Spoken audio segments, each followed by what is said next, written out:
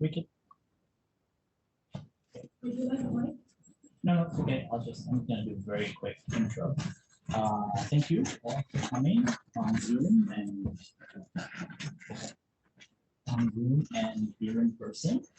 I'm just gonna introduce Helga, and then she'll take over from here. Helga Tawil-Souri is an associate professor of media, culture, and communication, and also of the Middle East and Islamic Studies department at NYU. She works on issues having to do with technology, media, culture, territory, and politics in the Middle East, with a particular focus on Palestine, Israel. Her work seeks to challenge the notion of an open and borderless world by looking at how technologies and their infrastructures, such as cell phones and the internet, impose new forms of borders and controls and work in explicitly territorial and political ways. She's also interested in thinking about how spaces and things that are overtly territorial and political, borders, checkpoints, ID cards, themselves function in cultural ways. And she's a longtime friend of the Kevorkian Center and the former director of the Kevorkian Center. So we're very pleased to have her here, and we've always tried to rope her into events and activities, despite her tenure having ended a few years ago. Thank you, Helga. Great, thank you so much. Thank you. Thank you, and it's always wonderful to be back at Kevorkian. So it's great to be here, but I'm going to introduce the three speakers, one of whom is going to be joining us on Zoom as well. And just so that you know, like the format of the evening is, I'll just give a few introductory remarks, like 3 minutes kind of introductory remarks. And then I'm going to turn it over to Jehad, Yousef, and Asmaa, right? And then we'll have a bit of a sort of conversation and then open it up to Q&A from both those of you who are here and those of you who are on Zoom. So it's wonderful to be able to welcome Jehad back to NYU. He's actually completing his PhD here at NYU in the joint program in history and Hebrew Judaic studies. He's also the education and policy coordinator of the Palestine activism program at the American Friends Service Committee. Something's going to happen. His research as a PhD student focuses on Arab and Palestinian intellectual discourse on Zionism, anti-Semitism, and the plight of the Jewish people in Europe between 1870 and 1948. Jehad also studies the social and political history of the Gaza Strip, focusing on the continuing impact of the Nakba on life in Gaza before and after 1948. Jehad has also been published in the Washington Post, Al Jazeera, the New Arab, and Vox. I think he's sort of increasingly becoming a sort of public figure in the world of Palestine and of Gaza and beyond. So it's lovely to be able to welcome you back, and let me just sort of extend early congratulations, I guess, on the book. Yousef, who is joining us on Zoom, Yousef Aljamal is a Palestinian refugee from the Nuseirat refugee camp in the Gaza Strip. He holds an MA degree from the Department of International and Strategic Studies at the University of Malaysia. He's currently a PhD candidate at the Middle East Institute at Sakarya University in Turkey. In addition to his research interests in diaspora, security, and indigenous studies, Yousef has been involved in a number of book projects, including translations of books on Palestinian prisoners, among them Dreaming of Freedom, Palestinian Child Prisoner Speaks, which came out in 2016, and a collection of stories about the shared struggle of Palestinian and Irish hunger strikers. Yousef has published a number of journal articles on topics that include Palestinian and diaspora, travel restrictions imposed on Palestinians, and struggles for liberation. So it's lovely to be able to welcome you here as well. Oh, wait.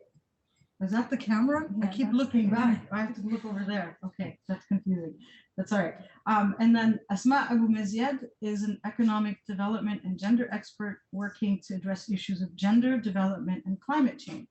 Her main area of focus is women's economic justice through gendered economic policies, women's rights in economic sectors, unpaid care and domestic work campaigning, inclusive markets, and feminist economics in fragile and conflicted areas. Asmaa is a beginner gardener in the Gaza Strip and is interested in the intersection of Palestinian political, agricultural, and environmental identities.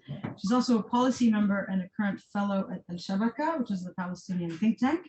She was an Atlas Corp fellow with the Emerging Global Leaders Initiative, which partnered with the US Department of State to advance Obama's Stand with Civil Society agenda, a Gaza Hub Global Shaper alumni, and an initiative of the WEF, the World Economic Forum.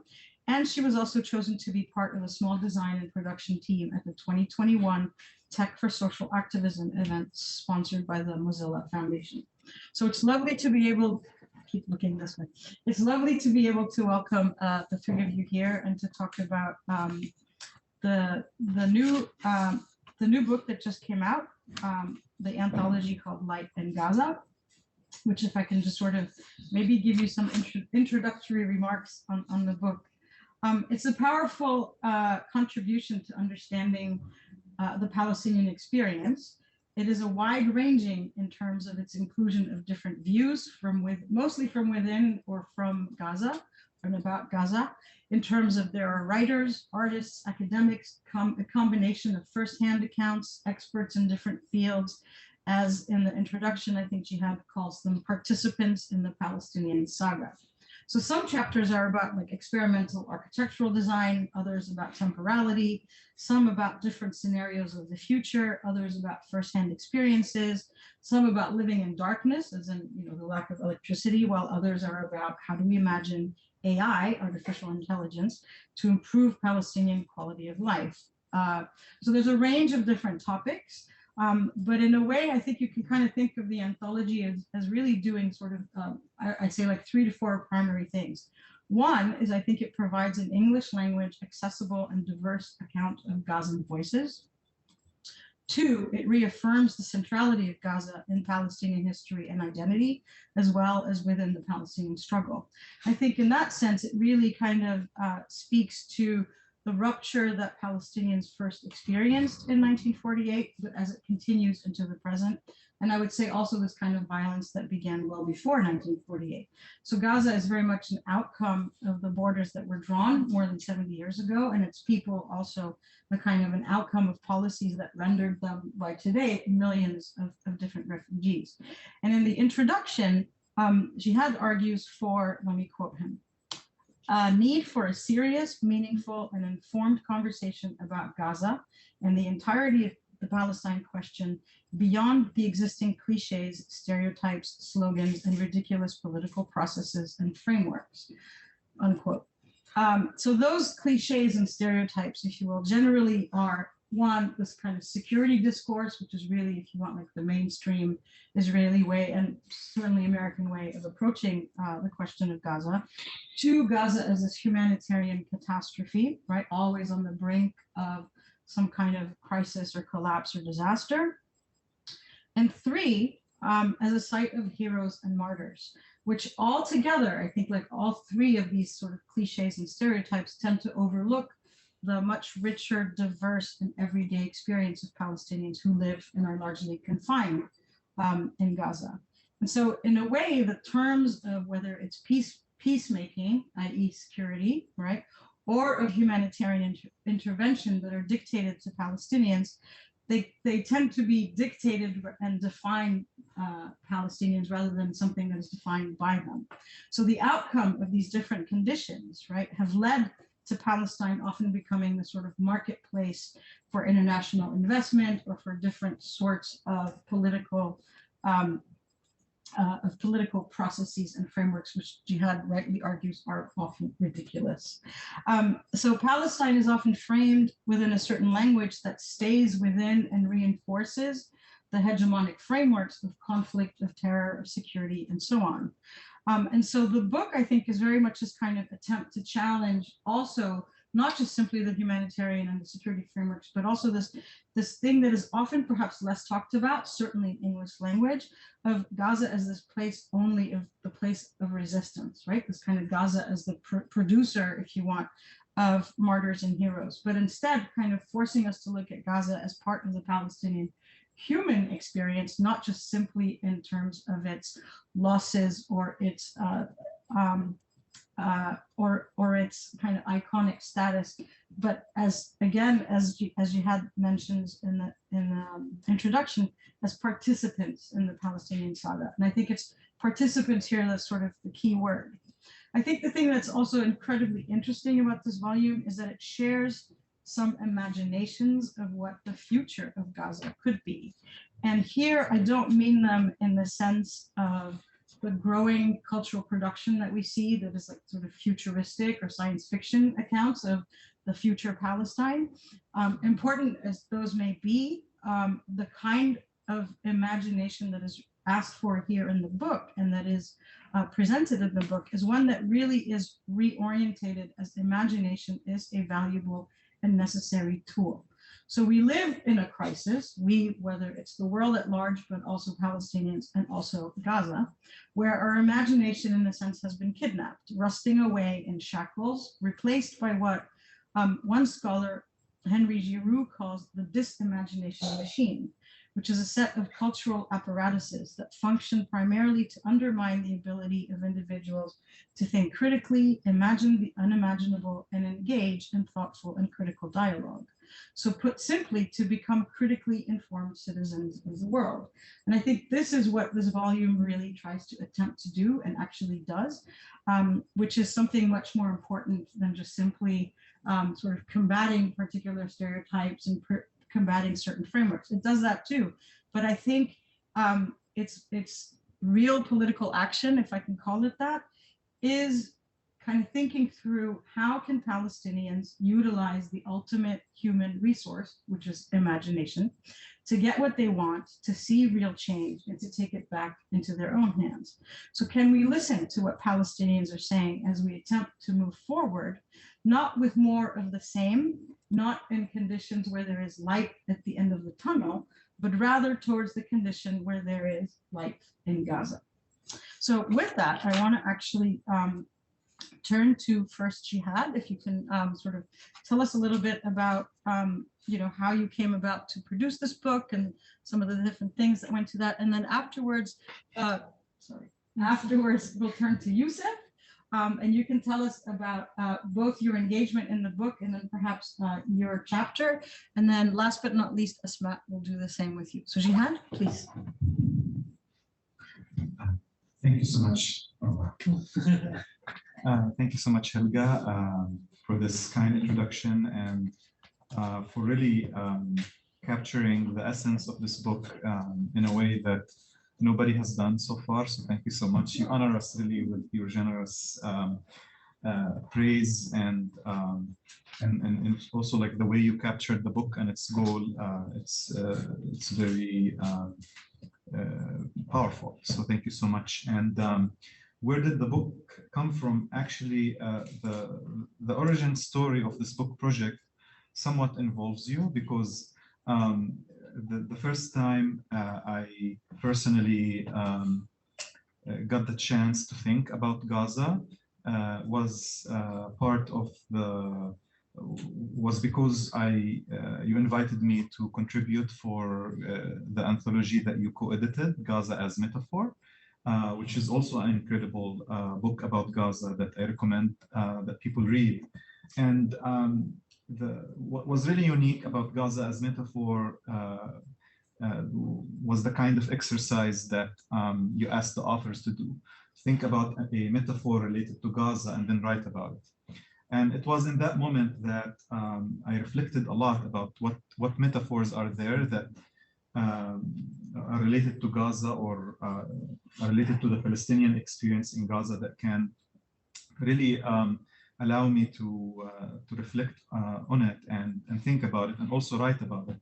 So I chose this phrase, this saying that people use in describing the geographic space of the Gaza Strip. And basically the saying is min as-silik lis-silik. So if something happens in the Gaza Strip, people would say that something happened min as-silik lis-silik, or from fence to fence. And it struck me that people in Gaza use this phrase to describe the geographic space they live in. and the geographic space they inhabit as a place that is confined between fences. And it really like made me think about Gaza and its history, and try to understand the historical roots of Gaza's current crisis, not just in terms of the blockade or the ongoing humanitarian crisis there, but also in terms of the history that dates back to the British Mandate era and to 1948, to the Nakba, the catastrophe that befell Palestinians in 1948.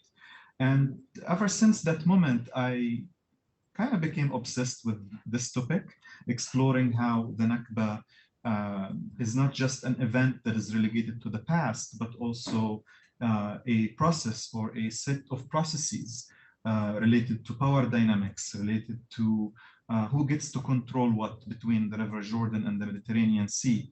And it really pushed me to reflect on Gaza's experience as part of that framework. While working on my PhD here, I also joined the American Friends Service Committee in 2018 to work on a campaign related to Gaza called the Gaza Unlocked campaign. And it was one of very few initiatives that work on changing the discourse around Gaza in the US, and also push for a shift in policies, whether the policies of the US government or the international community, and more specifically, the policy of the blockade and the intentional isolation of the Gaza Strip, and as part of the broader scheme of fragmenting the Palestinian people and separating them physically, intellectually, emotionally, psychologically, economically. So when I started working on that campaign, most of the ideas that I utilized and I employed in terms of how can we talk about Gaza were inspired by that chapter and by the kind of research and reflection that I engaged in following writing for Gaza as metaphor. And it really provided, a perspective that helps not just understand Gaza, but also understand the remainder of the Palestinian experience. And, throughout this work, talking about Gaza, advocating for Gaza, my colleagues and I, we encountered a lot of the things that you described when it comes to what kind of discourses exist when it comes to Gaza, what kind of challenges and frustrations. So, reducing Gaza to a humanitarian crisis or a security crisis, the seasonal attention that Gaza, becomes something that people talk about during the seasons of bombardment, when Israel drops bombs on the Gaza Strip every 3 or 4 years. And also the distance, how far Gaza is. And, rovers can make it from Earth to Mars in 7 months, but to get this book to Gaza, God knows how many months we will, have to spend waiting until, some of our authors there get a copy. So this distance, this feeling that Gaza is this far away place, that Gaza is not relatable anymore, that, people there and their suffering and their pain, thought about in these abstract terms, infographics, statistics, human rights reports. So we wanted to shorten the distance, and we wanted to do that in a way that respects and centers the voices of the people on the ground, not just as people who get to talk about their stories and pain, but also as people who can be participants in telling the stories, but also in saying that that there can be no resolution for the Palestine question without including Palestinians, without listening to them, without paying attention to their pain, without understanding their analysis and their perspective, and considering their visions. So the book challenges all of these exclusionary frameworks that put Gaza outside the equation, or are limited to what is considered acceptable by the international community in terms of how we engage Gaza. So this idea, came about during the pandemic. We wanted a project that we can work on with people on the ground. And we basically, we were lucky to work with Haymarket Books. It's one of those publishing houses where you really don't struggle a lot when you work on a book that lies at the intersection of knowledge production and activism. So we managed to work with Haymarket on that, and we published a call for abstract inviting Palestinians in Gaza to think about about the following question: how can we imagine or envision Gaza's future in the broader context of Palestinian liberation? And we received around 42 abstracts from authors, Palestinian authors based in the Gaza Strip and other parts of Palestine. And we ended up working with, of course, a smaller number. The anthology contains, essays and poems that deal with this question: how can we imagine? But also, it's not written in these chapters and poems and pieces are not written in a way where the authors provide ready prescriptions for the future. They take the reader on a journey of reflection, basically saying that, yes, we want to think about the future, but here are some of the past and present challenges that need to be taken into consideration. History is relevant because a lot of processes that affect our lives have unfolded since the Nakba, since 67, since Oslo, and so on and so forth. And here is what the present looks like. And this is how we should use the reflection on the past and the present to think about the future. And that the future is not that easy territory that we can venture into. There is a lot to deal with. And that's why, I think the anthology model was really important, because we got to invite people from different backgrounds and from different scholarly or activist or intellectual backgrounds to contribute to the book. And it was a great exercise. The authors met and talked and brainstormed, and most of the chapters were submitted in the English language. And I think the book alone is a statement about how the people in Gaza have the patience and have the ability to sit down and think about how to articulate their pain and suffering to an English-speaking audience, and do that. We suspended the work on the book during the aggression in May 2021, just to uplift voices like Asmaa. Asmaa was in Gaza and be on Facebook and talk about what was happening. So the book alone is also a product of these really hard moments. And we got to finish it and we're really lucky that it's published now and it's available for people to read. So basically, to sum up, I know I can talk about the book for a very long time. The book does two things. It's an invitation to understand Gaza, but also it's a call for action, and it's a call for approaching the Palestine question, the reality in Palestine, through lens that really take into consideration centering the voices of people on the ground and view them not just as victims or heroes or martyrs, but also as participants in the past and the present and hopefully the future. So I'll stop here, and I'll be more than happy to answer any questions. And I think Yousef and Asmaa will talk a little bit about their chapters, and then we'll open it for discussion, right? Yeah. Thank you. Please. All right. Okay, I'll just go ahead. He Thank has you a very PowerPoint. much. I have the PowerPoint, so I'll share my screen.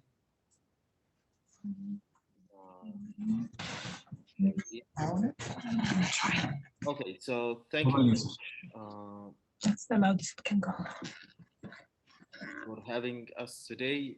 And I'll be talking about travel restrictions. So this is the title of my chapter.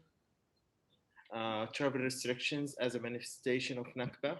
Gaza, the path backward is the path forward. Can I interrupt you real quick? Can you try to speak really loud? Because it's Okay. in the maximum volume, but it's still difficult to hear you. Okay, can you hear me now? That's better. Thank you. Yes. Okay, I'll speak very loud. Actually, this is the way we speak in Palestine.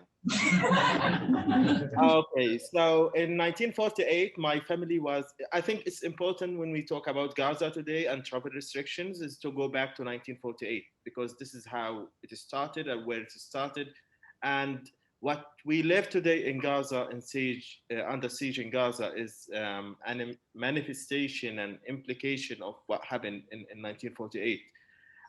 So my chapter highlights the personal, experiences of my family under siege and occupation, and how the fragmentation that resulted from the ongoing Nakba that started in 1948 is impacting my own family. And so in 1948, half of my family ended up in the Gaza Strip, the other half ended up in the West Bank.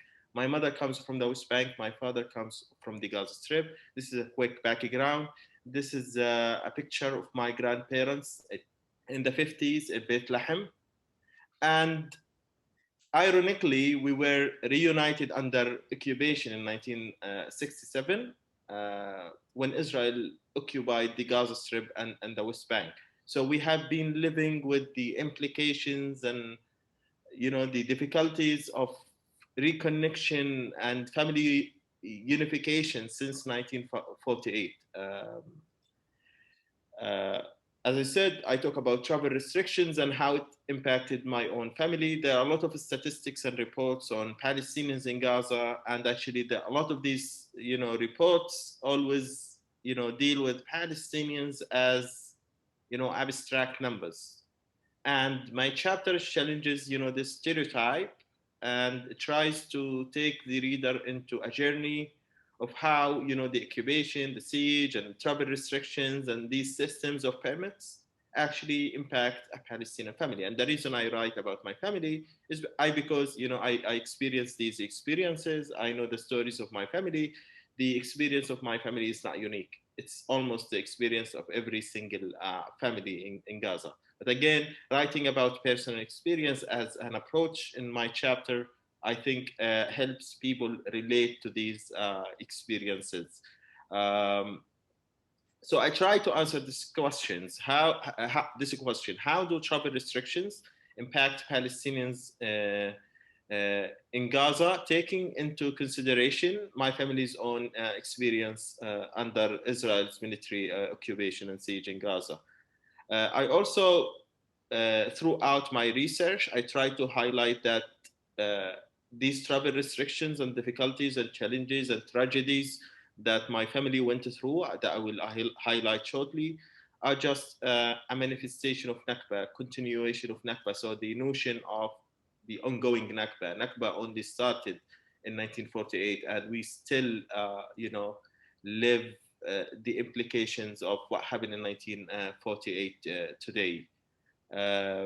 So there are always gaps in the literature, and I try to bridge these gaps that talk or address the issue of Gaza from a statistical point of views, which is fine, but also it's important to tell these personal stories of people on the ground. So in 1978, my mother was married in Gaza. She moved from the West Bank, and she had to change her address from Bethlehem to Gaza, which means that she was viewed as a Gazan resident in Israel's laws and eyes, and which also means that she needed to apply for a permit to visit her own family in the West Bank every time she needed to. With the outbreak of the Second Palestinian Intifada, it took her 12 years. She waited for 12 years to get an Israeli permit, and you can imagine the impact this had on her and her family. Her nephews and nieces grew up away from her. She was not able to see her family. Her parents passed away in 2003, 2008 without Israel allowing her to get a permit to see her own family and participate in the funeral procession of her parents in Jericho, which is an hour drive away from Gaza. And again, this is generational. This is happening to my father, to my mother, to my grandfather, and now it's happening to me. To my sister, it's, I'll go through these stories really quickly because of time limitations. Just a month ago, my aunt also met her son for the first time in 13 years in Jordan. And this is also another indirect manifestation, implication of Nakba. He lives in Australia, and she had to wait for like 13 years to be able to see him in Jordan. Um, okay, just to go back a little bit, we have to have some funny stories under occupation. So during the second Palestinian Intifada, my father was going back from his daily job in Israel, and a group of Israeli patrol, soldiers stopped him at the entrance of the refugee camp. Just to give you a little background, I literally grew up in what used to be a British prison during the First World War, and that was turned into a refugee community in 1948. It's called Block A, and the way in and out into the community where I grew up was actually the gate in and out of the prison. So I literally grew up in what used to be a prison. So you can imagine like the psyche of growing up in a place that used to be a prison, and then having these Israeli soldiers, observing and harassing Palestinians, breaking into our house. I remember, these are my childhood memories of Israeli soldiers breaking into our house, trying to capture children, beating them and for throwing stones and stuff like that. So one time my father was going back from his daily job, and they stopped him at the entrance of the refugee of the community, Block A, and they asked him to dance. And this was a practice at the time to humiliate Palestinians in many different ways. And one way was to ask my father to dance in front of these soldiers. You can imagine, like my father, I doubt that he even danced in his own wedding. They asked him to dance, and he had no other choice, because if he said no, then they would, beat him and do all sort of, all bad things to him. So he had to say yes, but he had to be smart. He asked them to clap for him, and once they started doing so, he picked up his slippers and he ran away. And then there were all sorts of people started laughing at them, of course. So they became the joke of the refugee camp. He disappeared into an orange grove nearby and climbed one of the high trees that he knew as a child laying there.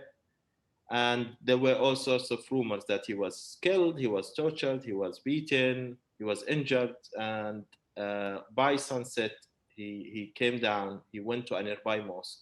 There was no communication at the time, and he made the call for prayer. So that was the way my father communicated to his family that he was still alive.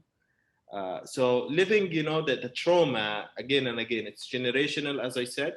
It's my mother, it's my grandfather, it's my father, it's me, it's like my nephews and nieces now in Gaza being stuck, in the Gaza Strip under siege.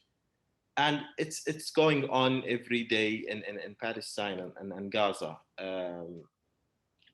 Just 2 weeks ago, a friend of mine traveled from Turkey to Palestine, Gaza, and because there was a national holiday in Egypt the following day, it took him almost 5 days to get into Gaza. So it's happening every day. It's not over. Again, as I said, my mother got her first permit to see her family after 12 years in the Gaza Strip. In 2015, she got another permit because her eldest brother passed away. So there are exceptional cases where they give permits. She applied for the permit while my uncle was still alive, but then it took a few days to process the permit, and then he passed away. And after he passed away, she was given a permit. And again, my mother was lucky enough to get this permit because there are a lot of people, thousands of people who get rejections, including cancer patients. My mother was also lucky enough to get a permit in 2019 to get cancer treatment in Jerusalem because it's not available in Gaza. And then this permit did not allow her to visit her own family in the West Bank, just like a couple of miles away. And she was too worried to violate the terms of the her own permit because she needed to go back again for treatment.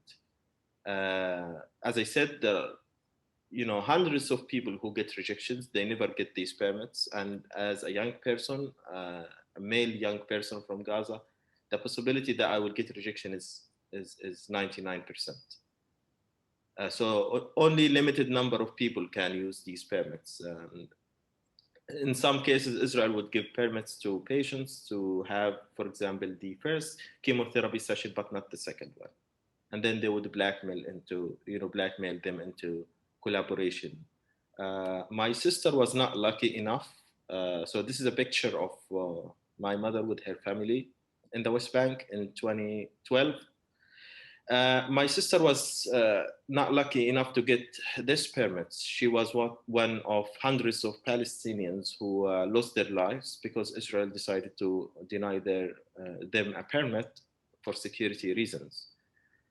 She was an UNRWA teacher, 26 years old, newly married, and she applied for a permit to have a minor surgery in Jerusalem that was not available in Gaza due to the lack of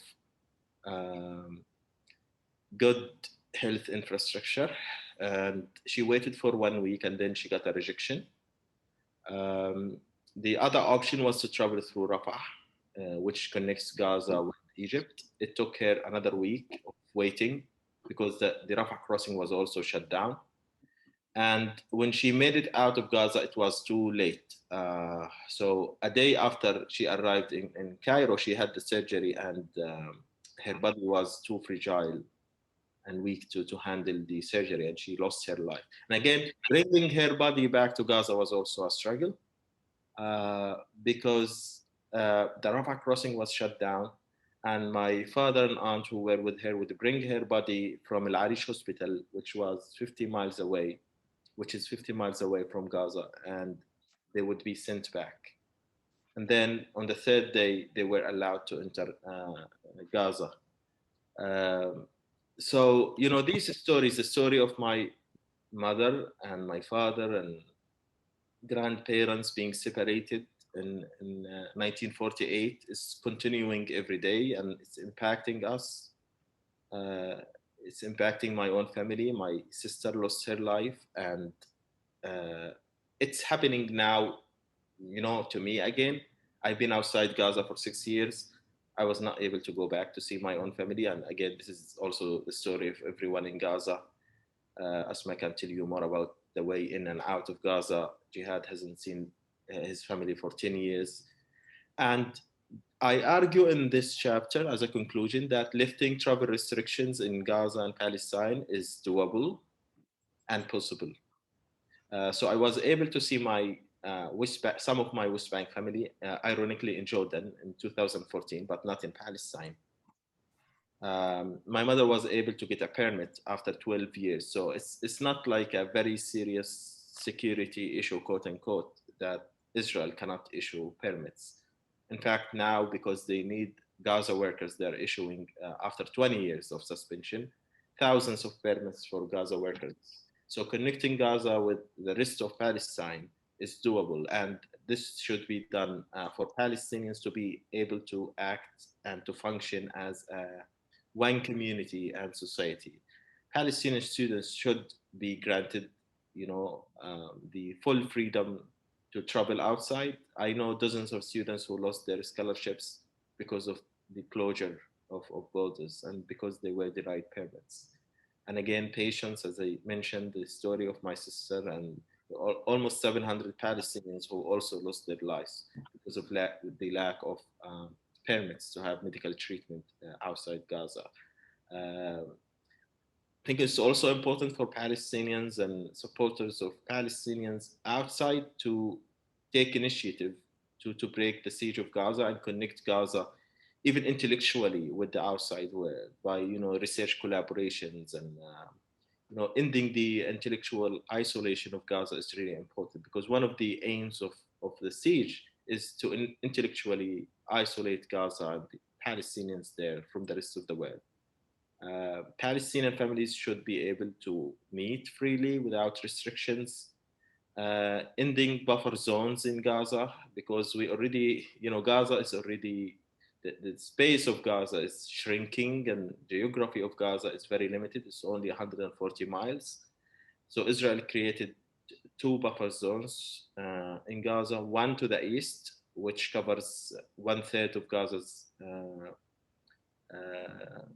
total space, and another in the Mediterranean. So Palestinian fishermen cannot usually fish at more than 3 or 6 nautical miles. So we have to end all these restrictions and to go back to pre-1948 as the way out for Gaza to be connected with the rest of Palestine without lifting these restrictions and without viewing Gaza as a center or a pillar, an important pillar of Palestinian nationalism and connecting Gaza with the rest of Palestine, the West Bank, but also in Palestinians in 1948. Palestinians in Gaza will not be able to function normally, and we cannot also talk about a functioning and prosperous economy with the siege. So we have to end all these restrictions for Palestinians to be able to connect with each other. I'll stop here. Thank you, Yousef.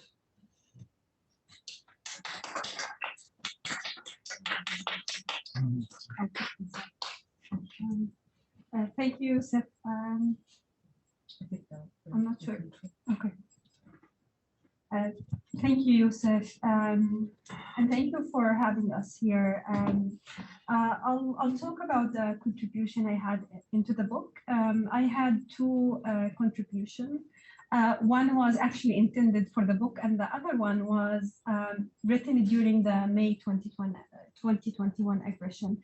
My first contribution was really like trying to answer the question that the book has raised in the call for publication. And the question is like, can we imagine a different future for Gaza without like looking historically back? And I do remember the first time I saw the call for abstract, and I work on women economic justice in the agriculture sector, and I never felt that my area of expertise is relevant to that question. Because when you imagine the conversation about Gaza, as Jehad has mentioned, it's only about humanitarian cases or security cases. But like when it comes to like the daily reality of Palestinians, the reflection that goes beyond the political, stereotypical narrative, when we look at agriculture, the economy, the culture itself is not something that is usually talked about, and nor we have been given the space and the voice to explore these issues. The reason my contribution in that book specifically is looking at how Palestinian, particularly in the Gaza Strip, has formed a historical agricultural identity that is very connected to the land, that there is so much rootedness into the Palestinian land, and how this identity has evolved over like the past century. What happened for a Palestinian farmer who used to be a social agent, like fighting the British imperialism, a political mobilizer, fighting the Zionist movement and the establishment of Zionist settlement to demand and defend their lands, to the state of a farmer in the Gaza Strip now, struggling to survive in order to have like ends meet. And the fact that we did have that kind of identity in the past, and now most of the farmers are depending on like international aid to have like, their barely income, and the utilization of depending on international aid program of capacity building, and knowledge transfer, innovation is extremely problematic. And I wanted to see that, like how looking at our grandparents, the Palestinian poem, proverbs, folklore, told us a story about Palestinian farmers and peasantry and agriculture that is completely different than what we are seeing on the ground now. When you go to Gaza Strip, when you talk to farmers, when you talk to the sons and daughters of farmers. So in my chapter, I was trying to understand how the evolution of the identity happened, what happened, and where we have been historically instances where Palestinian farmers have took a very proactive role. And I'm looking at that from an oral history perspective, because when I started looking at the agricultural farmer until 1948, there is a lot of documentation about the peasantry and the village life in Palestine. But suddenly, after 1948 and 1967, the conversation and the archiving and the documentation about Gaza is rarely found. And most of the conversation about village life is mainly about the West Bank and how the West Bank, the subsistence economy in the West Bank is trying to resist the Israeli, occupation and like the land grab. And I was like, why Gaza is not there? Like, of course, suddenly Gaza has no farmers. That's not what happened. And this is what I'm trying to explore, how looking at the Palestinian farmers, they have been, as I mentioned, they played a very active role in the 1936 revolution, the Great Revolution. The whole revolution was curated by villages, Palestinian villages, and particularly when you look at a place like Gaza, the Gaza Strip we know now is not what Gaza used to be a century ago. Gaza in the past was called Qada Gaza, which is like a district of Gaza, and it used to have 54 villages. Now, the people who were living in these 54 villages were producing barley that is of a great value and quality, that it used to be exported to Italy and to the United Kingdom to produce like beer at that time. So actually that dive into the history, it tells us how the myth that the Zionist movement was introducing, that the Palestinian farming is very primitive, the Palestinian was a land that does not produce, was really a myth when you look at all the historical records. And when you see how Palestinians who were living in these villages, suddenly they had to all go into what's now is called the Gaza Strip, an area that is very poor in terms of natural resources, an area that is also very poor in like human resources. And suddenly the population became threefold, the existing population.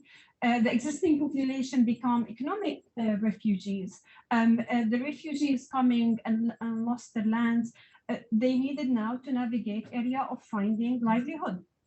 So that shift, that structural re-engineering of the Palestinian population and putting them in a place like the Gaza Strip has taken away not only their land, but that kind of like relationship those people had with the land. They become like wage workers in what's known as Gaza Strip now. And that kind of like, in connection and relation to the land as a environmental custodian, like practicing environmentally friendly practices is no longer there, because that's not an option for Palestinian at that time. So I really look into that in my chapter, and I look at also like the very romanticized way we look at agriculture as Palestinian ourselves, as Palestinian in the diaspora, and also as like activism when it comes to Palestine, like wearing a shirt with like orange tree or having, Palestine villages in the back of your like wall. It really creates a gap between the reality on the ground, the feeling of the farmer who is struggling on a daily basis, and that sense of activism that people in the diaspora are having by wearing this. And like, what does it mean to the actual resistance? Is our role is only ending by supporting local products that resemble agriculture, rather than like looking at the maintenance of agriculture and how can we, support the resistance of agriculture on the ground. And the last point I want to stress is I also looked at very iconic pictures that is drawn to Gaza from agriculture. So when we looked at strawberry, which is any campaign about Palestine, about Gaza has a strawberry there. But when you look at how strawberry is an example of colonial agricultural practices that is completely damaging the water aquifer in Gaza, and that was really trying to support Israel to have an entry to European market, rather than having food choices for Palestinians that support their food security and sovereignty, you need to think again when you are taking these symbols for Palestinian resistance and the economy we want to have. So that was my first contribution that I looked at in the book. And the second one, as I said, it was not intended for the book. It's about why do we, as Palestinians from Gaza, keep holding into our phones and keep recording. And this came in the 2021 May aggression, when it's much easier to despair. And like there is so much stress on Palestinians to prove that we are human enough, to prove that we have mothers and sisters who are suffering, to prove that we need to make people understand our struggle so that they do an action by like putting our vulnerability and trauma out there and repeating it again and again and again. And like even like not having people having action. And I wanted to challenge that in that piece. I wanted to say that we should not be recording and archiving only for the international community who has stayed silent for so long, but we want to have that documentation and recording for our future generation, because we don't talk about future Palestinian generation in the conversation of preserving our history and preserving and documenting our struggle. And I think it's very important because that's what has been missing after 1948, what the narrative of our people was, what's their voices. And I think in 2021, it was extremely important to say that it's important to document these, considering how Israeli policies in erasing Palestinian voices in digital spaces is taking space. And also the erasure of electronic archives is becoming much more easier compared to the past. So I'll stop here, and these are, yeah.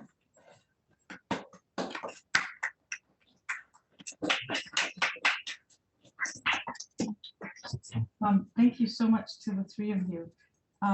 So, you know, I think, are we selling the book here? There is a QR code. Yes. Okay, there's a QR code that you can scan to purchase the book.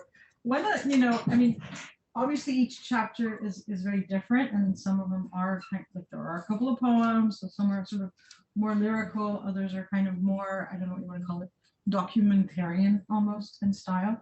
But one thing that I was struck by was, and this happens actually in both of Yousef and Asmaa's piece, but also in some of the others, is this kind of interesting combination of the personal, whether the personal is themselves or their family members or their siblings or whatever, but then also the historical, also the factual, but then also this question of the future. And I think all of you, not all of you, but many of the contributions sort of try to do that together. So in a way, maybe my first question is to Jehad as the editor. Was that like, what was your role as editor? Was that something conscious that you tried to kind of push your authors to do, or was that something that came out through the conversations that you've had? Because it was just, you know, sometimes you read edited volumes and it's like, you know, maybe they all talk about history, or maybe they're all about personal stories, or maybe they're all about the future imagination.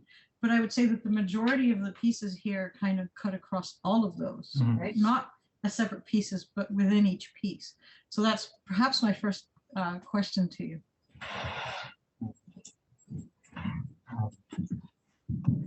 Did I push you? I don't know. Yeah, I mean, like I said, this project was collaborative in the sense that we, the authors met a few times during the brainstorming phase and also during the writing phase. And they talked about their topics.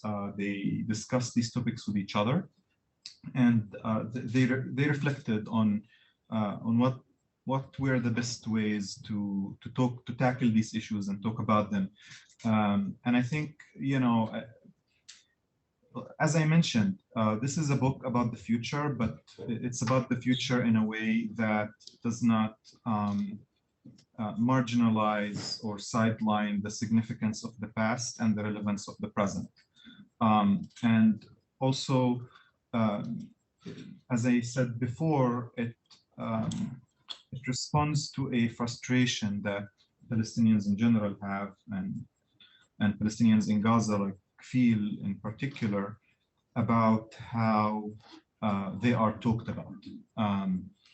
So in a way, we wanted to make, as Yousef said, we wanted to make the abstract personal, but at the same time do it in a way that does not make this book yet another victimhood narrative. Yes, we are victims, but people are also agents, and people are also proactive, and they try their best to overcome the challenges that they face by writing, by engaging in acts of resistance, by trying to create better lives for themselves, and by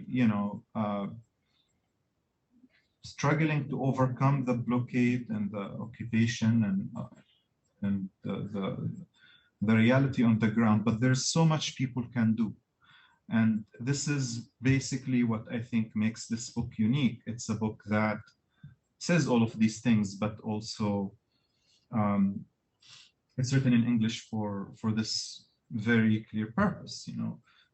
It's addressing, for example, a US audience that its country is heavily involved in creating policies and in practices that impact our lives. The US taxpayer is responsible. So yeah, I mean, we tried to transcend where victims, cry over us and just show some sympathy to, no, actually, like, if you are interested in helping and in being part of efforts to transform the reality in between the Mediterranean Sea and the River Jordan, and if there are movements that are working on achieving that change, Palestinians, especially in Gaza, cannot be sidelined. And I think we try to achieve a lot of things, and I hope that the book does that.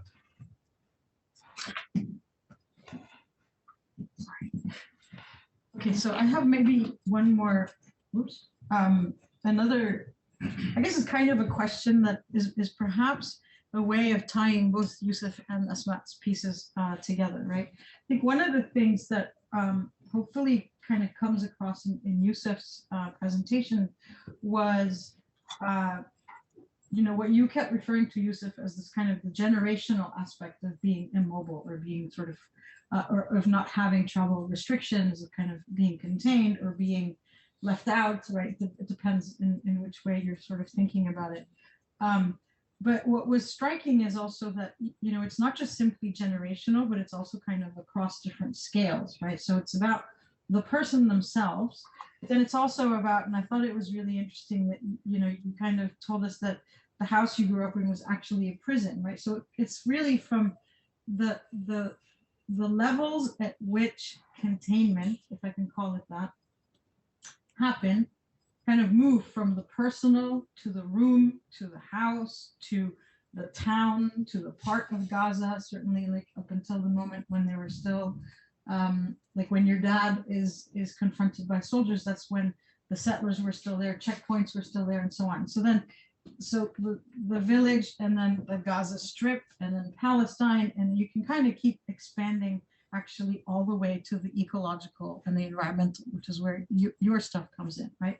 So, I'm just wondering about how you think through not just simply generations, but how you think across these different scales, right? So that's sort of, in a way, one question. And the other that you're both doing is you're both also telling stories, right? And you frame it slightly differently, but whether writing about agriculture or writing about travel restrictions or writing about why it was important to keep walking around with a phone and filming, one of the things that, for example, Asmaa says in her chapter is that this is also done for future generations to warn them against all attempts at erasing our existence.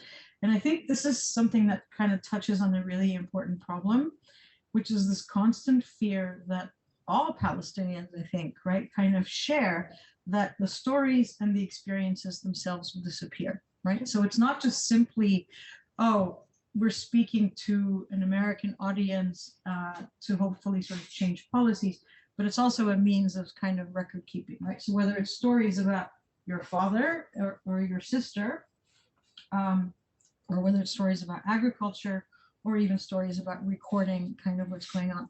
So I guess I don't know if it's so much a question, but part of it is just how do you imagine the ways that such documentation makes it possible to kind of keep a Palestinian legacy within Palestinians, not even to the outside world.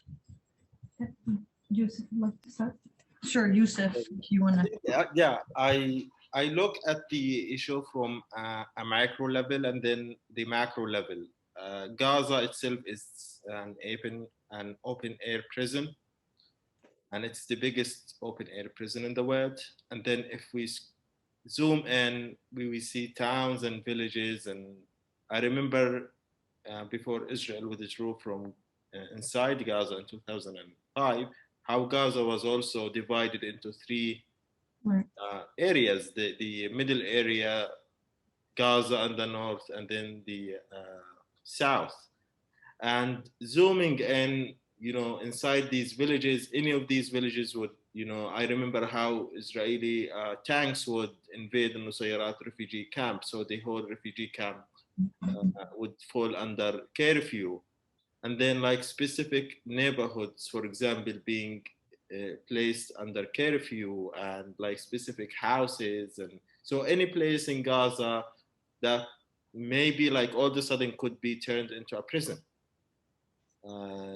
The neighborhood, like our neighborhood, if they shut down, the gate in and out to the neighborhood, it could be literally turned into a prison. And the fact that I grew up in there, like the psyche and the fact that, Israeli drones are hovering around 24/7, watching us, like we feel that our privacy is violated, and with the noise and the fact that, they're watching us. And so we always live under this fear of being watched and being controlled, that they're seeing us through like artificial intelligence or through drones or through, helicopters or F-16s, that they're watching us, listening to our phone calls. And so in this space, which is already shrinking, we also feel like, our own space, our houses, which are supposed to be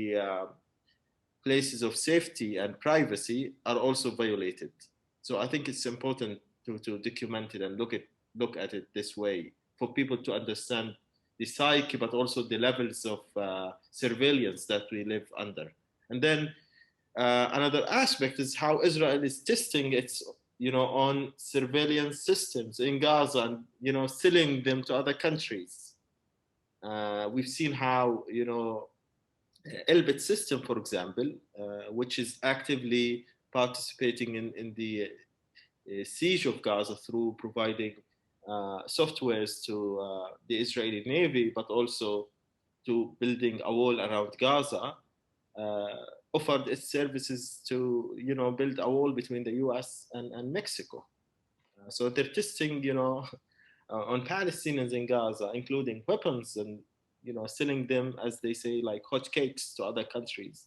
So it was really important to highlight these aspects, that there are multi-layers, multi-generational, like even limited and shrinking spaces. The Gaza Strip, the population of the Gaza Strip was 100,000 just before 1948. And in 1948, it tripled to 300,000. Today, we're talking about 2.3 million Palestinians there. So the space is literally and physically shrinking, but also the surveillance makes it more complicated. And it feels like more shrinking with this surveillance. Thank you. And building on what Yousef has said, on the question about like keeping memories for future generation, I think one of the scholarly work that I have read during this chapter development was really looking at the example of how the Israeli settlers in the West Bank, particularly in Area C, are currently trying to claim the olive tree as their symbol. And I think this is like a very like dangerous even to our narrative. Now, if you imagine that kind of like adoption of olive, now of course internally within the Israeli society there is like this tension between adopting the olive trees or the piney trees. Now the piney trees was brought by the Zionist movement to Palestine. It's an alien tree to the Palestinian agricultural land. And we've seen how the recent fires in Jerusalem that happened like in the past few years has shown how the pine tree has been used to erase Palestinian villages' existence there, and how the fires has uncovered these Palestinian villages. Now the question, when Israel adopt the olive tree as a symbol of their existence, what happens to the Palestinian narrative? Now, that kind of like pushing for adapting the olive tree is happening in the same time where there is like half million lands has been confiscated from the West Bank in the past, few decades in terms of like, natural reserves, and like most of them are currently military grounds or like Israeli settlements. So the attention and trying to take away agricultural symbols is happening at the same time. There is systemic efforts to erase Palestinian viability of agriculture sector, folklore, and even the Palestinian attachment to agricultural symbols. And we know by looking historically that Palestinians became attached to agricultural symbols when Israel was censoring any expression of Palestinian identity. So the fact that this is happening now, it means if we didn't have any kind of effort currently taking the place to preserve the past, to preserve our folklore, to preserve all of that, we will lose that kind of connection that goes beyond the actual plantation and harvesting, that goes more into the identity lens. So that was one bit. And the second bit, a question you've asked about them being entrapped and the manifestation of that. I think the fact that is usually being lost, how Israel siege on Gaza is really manifested in every single day life. And people do not pay attention to that. And again, I come from women economic justice lens. So when I'm talking about the electricity issue, and when I'm saying that family and household have 6 to 8 hours of electricity, that has made women, for example, woke up at 2 a.m. in the morning to use the electricity to do the house chores. Now that amount of mental labor and burden, in addition to the psychological trauma that comes from living in Gaza, is something that is rarely talked about. That kind of like multi-layered trauma and mental burden is not something that is talked about. And the fact that we all experience that to the point that it became very normalized, we need to document this to ensure that this is not something normal, to bring back the conversation that we should not be accepting the blockade and having our demand. And I'm saying this because most of the conversation about Gaza and the humanitarian aid and developmental aid, it's institutionalizing failure of us moving, of having development, because we are not having the capacity, or we as Palestinians are not smart enough, which is not. And I think that's why it's important to highlight these levels of besiege on Palestinians. I'm not sure if you want to say anything, Jehad. So I'd like to open it, well, thank you, 3 of you. But I'd like to open it to questions from the audience. Do you want to maybe take a few and then you guys can kind of answer them? Don't be shy. You think we also have Oh, right, yeah. How do we deal with? We'll read them out. Oh, okay, cool. I'll just ask them. Right. So for those of you on Zoom, I think you can type your questions and someone will read them out to us. But does anybody that's present here want to bring anything up? Okay, well, while we wait, let me ask you a different question. So somewhere, I think part of the objective of the book, and I think certainly it comes up in the intro and it comes up in other parts, right? Is this issue of Palestinians are not often given the space to engage in certain kinds of conversations, okay? So this moves beyond the question of permission to narrate, but it's about, in a way, permission to narrate about what and with whom and according to what ends and so on. And so certainly I think you can see the book as an example of providing such a space, okay? I think you can see certain other things as perhaps providing a similar kind of space. So I'm just wondering, what other spaces do you think exist that kind of do this sort of work? And how do we bring them together, right? As opposed to sort of different unrelated or kind of solitary attempts? How do we make it whole? Can we also take the questions from Zoom and other people? Sure. Let's hear. I don't have any yet, but I'll raise my hand. Okay. I can do this because this is Okay. Sorry. Yeah, I'm not gonna do the American way, but it's like 95% statement and then the question mark. I'm gonna do it like the Levantine, the Shami style. I struggle here in the academic sense and academic production with my colleagues that they focus on the romanticized, the historicized of the Palestinian and Gaza in particular. That becomes during what's called the seasonal bombardment of Gaza, that it becomes a seasonal Burning Man for protest. And it is as important, but this book is, I feel like it's going to be an invitation to rethinking how we, how can you help me recommend this book for them? Like how this book is going to be different from Helga's book in that sense. It's so, but that's my question. Yeah. Thank you. Are there other questions that maybe we can kind of collect a few? Yeah, from Zoom. I have two. Okay, one of them is, were there individuals who you wanted to incorporate in this book, but that did not want to share their experience or their story out of fear? And the second one is, how do you envision the ways or the spaces in which Palestinians can engage intellectually together and produce ideas of the future, considering the heaviness of the past and the present makes any notion of the future really unimaginable? Mm-hmm. Great. Okay, you guys have a lot to. Yeah.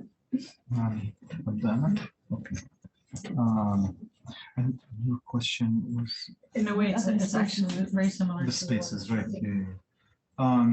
So yes, this book is a space for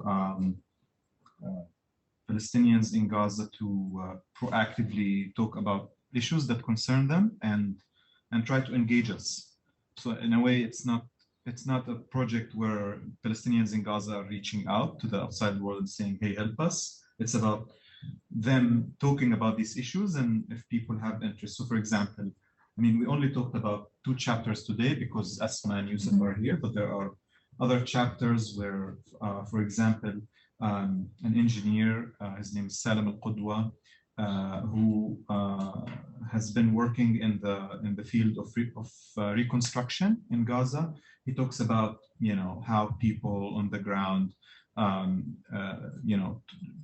build homes. Now, what it's like for people in Gaza to build, given the scarcity of resources, the restrictions, and given the shrinking space. And so he's an expert, right? And there has been a lot of talk about reconstruction. So it's an opportunity for those who are interested in reconstruction to connect with this person and learn from him, instead of imposing certain ideas that the donors and international NGOs would come having in mind, and act in a colonial attitude. You really need to see how these people behave when they go to the Gaza Strip or other parts of Palestine. Other chapters talk about AI, Noor Naeem's chapter, others talk about complex social issues like Durham's chapter. and of course, you know, as I said, it's a space where people proactively talk about Gaza as a place that that has problems, where people face challenges, but also considering that many of these problems are the result of a man-made situation and a power imbalance and a reality of occupation and apartheid, and the need to talk about these layers and layers of politics and layers of you know, engagement that is needed to address Gaza and its current problems. To answer the question about fear, we really, you know, in considering who to invite to write, of course, it wasn't an easy, you know, process to choose like 13 pieces out of 40. We worked with an editorial committee, you know, a huge shout out to them. They for their incredible help, Tariq Bakaouni, Sarah Roy, and Lesh and Steve Tamari, who provided wonderful support to me and to Jennifer and Mike, the other co-editors. And of course, it wasn't an easy decision on who to include and who to, you know, not, you know, accept their abstracts. We tried, I mean, for us, the most important consideration is that, you know, we invite the voices of women. So a lot of the authors are women, and that, you know, we don't shy away from we didn't shy away from like inviting one writer who basically talks about very complicated social, you know, like issues in the book that concerns him and his family and his sexuality and so on and so forth, in the context of Gaza during the 2014 war. So no, I mean, fear of criticism or how the book will be received was not a factor as much as thematic diversity and balancing the topics and making sure that you know, like in Arabic we say min kulli bustanin zahra. Yeah, so that was an important consideration. Now to your Levantine statement plus question. Of course, I mean, you know, this has been going on for a very long time, and protests are just one part of a big struggle. And I think, you know, in order for the movement here to be able to translate this work that happens on a grassroots level, protests are just part of that grassroots effort, right? In order to translate that into the meaningful change, we need leadership, and we need a vision, and we need to engage Palestinians here in the diaspora and also Palestinians in the homeland. And that cannot just happen, you know, by reiterating this criticism, which I share with you, but also, you know, it's about creating these spaces.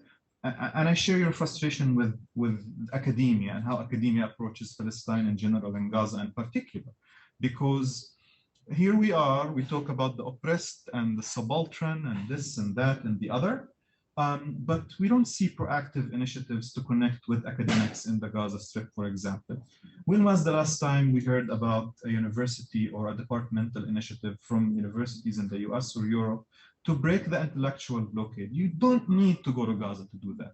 There is Zoom and there's social media and there is this technology. So like, you know, here we are, we're presenting the voices of just young writers, including a professor who teaches English literature at the Islamic University, who wasn't able to be with us today because of travel restrictions, because, you know, he's being punished for, you know, being someone who's active and who does not shy away from telling the story of his people, Rafat al-Arabi, and who, you know, also is an author. And so I think one of the most important areas that we need to work on is to create build these academic bridges, build these intellectual bridges with authors, with writers, with artists. You know, like, by the way, Malak Matar, who I think the Kevorkian Center worked with, in the past, she designed the cover. So this was also another way to support the Palestinian artists, put their artwork on the cover. And the cover, its design included also a conversation. How do you, what is a like an image of Gaza that can be portrayed in an artwork? What are the colors of Gaza, you know? So in a way, like that was also a part of imagination, looking at old Gaza and looking at the colors of the old buildings and the sky and everything. So I hope, I mean, I don't know, I hope I answered some of the questions, but I'll also, you know, like let Asmaa and Yousef address them too.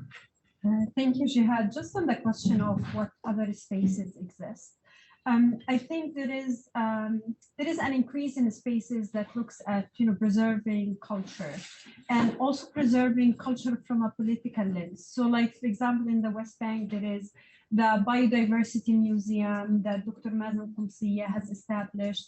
Now, unfortunately, when you look at the pace of the extent of such spaces existing in the West Bank, it's much more widespread compared to Gaza Strip. So like the fact that there are conversation about, you know, other aspects of life, such as agriculture or environment or economy, and its connectedness to the identity. There are spaces in the West Bank that's evolving compared to spaces in the Gaza Strip. It's very shy in Gaza, very small steps. And that, you know, one reason for that is the intellectual blockade that Jehad and Yousef has talked about. So there are attempts here and there, but it's very like shy. Now, the question is, how can we create such spaces? And we did have a conversation, Jehad, Yousef, and I, because everyone is talking about freelancing and IT, and like it's the sector to, like, you know, break over the siege.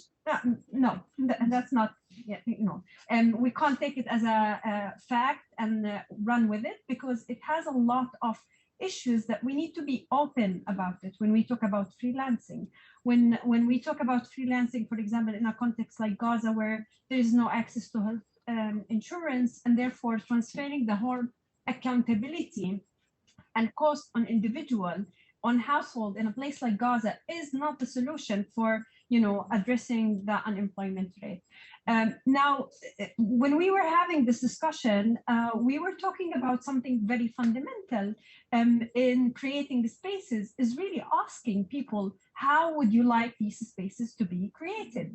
And how would you like the help to be, you know, supported in a way that really gives people agency to bring them back to the point of being participant?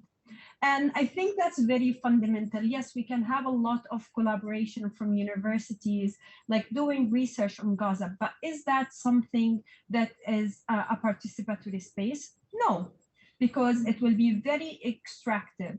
Now, if we are building capacities, if we are supporting like kind of mentorship that, you know, really strengthen the Palestinian civil society, the Palestinian intellectual that exists in Gaza, connecting them to West Bank, to Palestinian and historical Palestine, and Lebanon and Syria, and having that kind of a space where we are not shying away from our privilege in this conversation of our like entitlement by, you know, living abroad, and what does that mean, and listening to those who are not having access to this entitlement.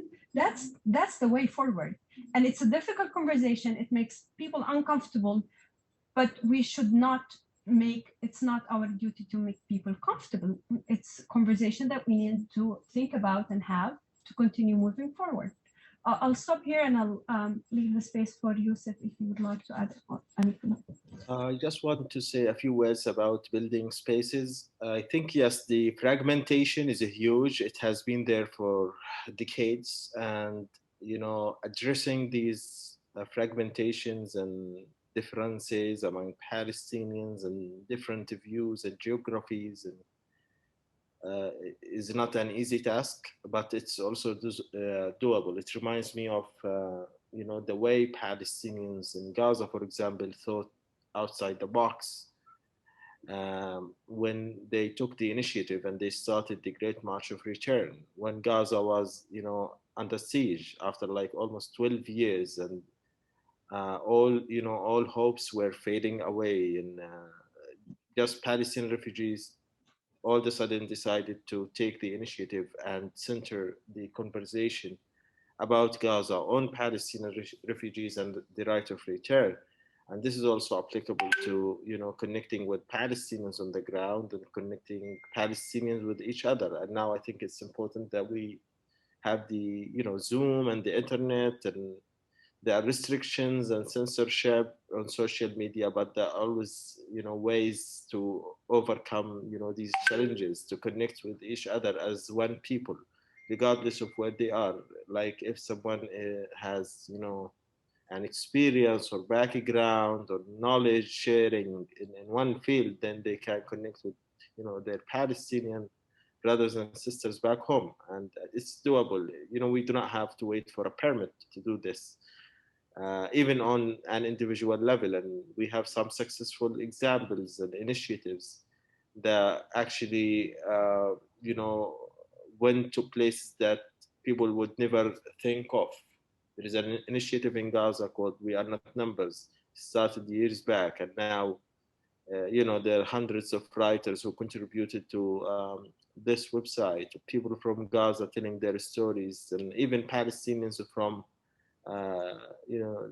refugee camps in Lebanon, also from the West Bank, contributed to this initiative. I think it's important that we work on these spaces as well. So we have time for maybe one more question that you would have to all, if the three of you are going to answer, you're going to have about a minute and a half each. So can we hear the question? Go unless anyone else. Does anyone here have it? Yeah. I have a question. I'll make it quick. So you talked a lot about travel restrictions, and you also mentioned, Jehad, about bringing the contributors together to discuss the anthology.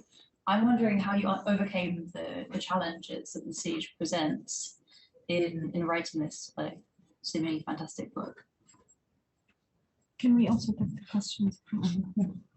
I have two. Would you like to hear them? Sure. Okay. One is, how do you think about the media, such as the Israeli TV series like Fada, which portrays Israel's relationship and political influence in Gaza and the West Bank? This next one's a little longer.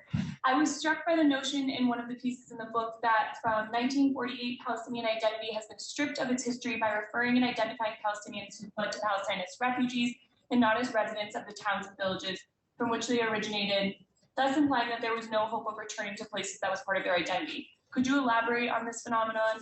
Moreover, from that point, as Asmaa noted, there is little distinction between the original residents and farmers of Gaza from those who arrived in 1948. Are you down for another hour? So very quickly, we convened via Zoom, and we always struggled with missing one or two of the authors in every meeting because they won't have electricity or they won't have internet connections. And as I mentioned, we were working on this book in the midst of the May 2021 aggression, which we had to suspend. On Fawda, I mean, I don't know what to say. Netflix. I mean, first of all, it's, that's where it is. So there you go. No, I mean, shows that show the Israeli security apparatus as rational versus, the irrational Palestinians. I think we're when it comes to sensitivity in the realm of media representation, especially when it comes to shows like that, we're way behind. And I hope that some sort of transformation happens soon in this context. And on the issue of refugees, I really like, yes, they were called refugees, but also Palestinian refugees in the Gaza Strip, at least, and other parts. They divided up the refugee camps were divided up according to blocks, according to where people come from. People celebrate their cuisine based on the village they come from. So, for example, those who make maftoul, aka Palestinian couscous with pumpkin, would make fun of those who don't cook it with pumpkin, and it's still like a contentious issue. So people, are still connected to these, village-based identities and what it means to be from this or that village. I'm originally from a town called Deir al-Balah inside the Gaza Strip, and within my town alone, there are you know, like people's dialects sometimes differ between one neighborhood and another. So, I mean, the diversity still exists and still there. Asmaa, Yousef, I don't know, like how many seconds do we have? Just quickly, yes, the Gaza Strip does have like people who are refugees, and 70% of the population are refugees who were expelled in 1948. But there is also the people who did not personally experience Nakba, and those are refugees from an economic term of perspective, because most of their labor and like livelihood was working in the Palestinian villages that existed in Qada Gaza. And I think that's something very important to touch upon and understand from a historical lens, and how that has affected people, experiences, and access to resources currently. Quickly, one yeah. minute or less. Okay, so fawda, it's fawda, yani. It's you know, I think the Israeli coverage of Gaza is very selective, and it's also censored by the Israeli state and military. It's either like it portrays Gaza as the worst place on earth or the best place on earth. It depends on, you know, the narrative they want to sell. So they say, you know, Palestinians in Gaza have villas. So sometimes, you know, I remember one time they sent this Israeli, whatever, journalist, and he shot a video of Gaza villas overlooking the Mediterranean. I said, look at Gaza. They do not have siege. But of course, they did not go to refugee camps that they created. And the other way is that Gaza is the worst place on earth. These are, you know, miserable people. They never, you know, centered the discussion about 1948 or refugees, that they created this misery. So we don't have to think too much. I hope one day that there will be a drama series from Gaza itself, talking about Gaza. The other question was about, refugees. I think one interesting aspect, I live in a refugee camp, and there are people from maybe like 20 villages in historic Palestine that live on the same road where I live. They still, you know, relate to their cuisine and accents. We have all types of accents in the street. We can tell like which village, like we have like people from Be'er Saba, and then the accent, the Bedouin accent is still there. So every single family and village, and even like there are people who still marry from the same village up until now in the refugee camp and in Gaza. So it's not only in Chicago, but also in Gaza refugee camps. Okay, so I'm going to say thank you, but I also want to encourage you collectively, individually, to keep up the great work that you're doing, and to not give up. Publishing, writing, sharing stories, and so on. So thank you so much, and I'd like everybody to sort of join me in thanking the three speakers, but also to join us in celebrating the book afterwards. Thank you, and big thanks to the Kevorkian Center.